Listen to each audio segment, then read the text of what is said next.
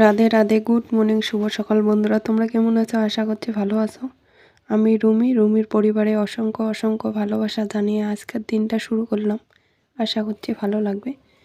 তো সকালবেলা এখন শোনা যাবে স্কুলে, তার জন্য খাওয়া রেডি করছি। তো এখানে ঠান্ডা ভাত ছিল, তো একটা ডিম দিয়ে ডিমটা ঝুরি ভাজি করে ওখানে ভাতটা ঢেলে দিয়ে একটা ফ্রাইড রাইসের মতন করে দিব, সেটা খেয়ে সোনা স্কুলে যাবে। তো সকাল সকাল কি বলবো, সোনা সকাল সকাল উঠেই কান্নাকাটি শুরু করছে। স্কুলের একটা সমস্যা হচ্ছে যে ডেট পার হয়ে যাচ্ছে, স্কুল থেকে মেসেজ চলে যাচ্ছে মোবাইলে। তো আমি সেটা করতেই পারছি না। তোমাদের দাদাভাইকে বলছি যে উনি কোনো গুরুত্বই দিচ্ছে না, আর কোনো শুনছে না এরকম ভাব। তো আমার তো আর সোনা তো ওর বাবাকে কিছু বলতে পারে না, আমাকে বলছে।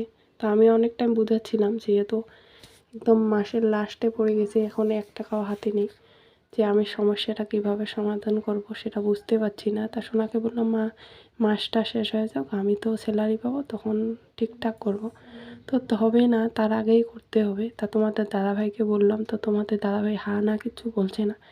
সোনাকে কান্না দেখি, বাচ্চাটা এরকমভাবে কান্না করছে, কিছু আবদার করে না কোনো দিনও জানি, কিন্তু যেটা প্রয়োজনে লাগেই, অনেক দরকারি, সেটাই আবদার করে। তো আমিও জানি না, সোনার কান্না দেখেই আমার আর কান্না থামছে না।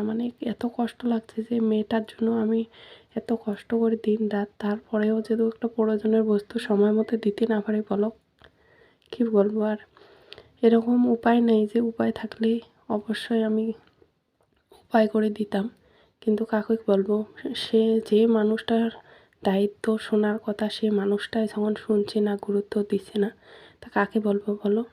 আর বাকি তো অন্য মানুষের তো বাদ দাও, আর পরিবারে তো অনেক মানুষে থাকে, সেগুলো শুনবে না। যে মানুষটার দরকার সে মানুষটাই আমাকে পাত্তা দিচ্ছে না।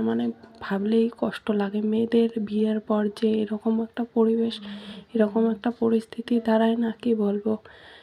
ভাগ্যে আমি নিজে কাজ করি, নিজেই দরকারিটুকু নিজের টাকা দিয়েই মিটাই, মেয়েটার পড়াশোনার খরচা আমি নিজের টাকা দিয়ে মিটাই। তার মাঝেও যদি আমি পারি না, তোমাদের দাদাভাইয়ের কাছে যদি হাত পাতি না ছাড়া কোনো দিনও আছে বলে না।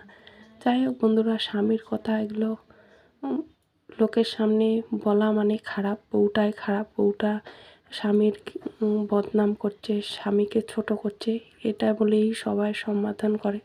তো কি বলবো, সত্যিটা সত্যি, যেটা তো সত্যি সেটা আমি সৎ পথে কাজ করতে চাই, সৎ পথেই কষ্ট হোক সেটাই মানতে চাই, কিন্তু অসৎ পথের আমার কোনো দরকার নেই।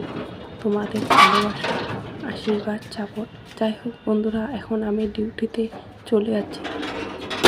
যত কষ্ট দুঃখ থাকুক না কেন, কিন্তু ডিউটি তো ডিউটি না করলে আমি টাকা পাবো না। আর মেয়েটাকে কীভাবে দেখবো, আমি কীভাবে চলবো সেটাই।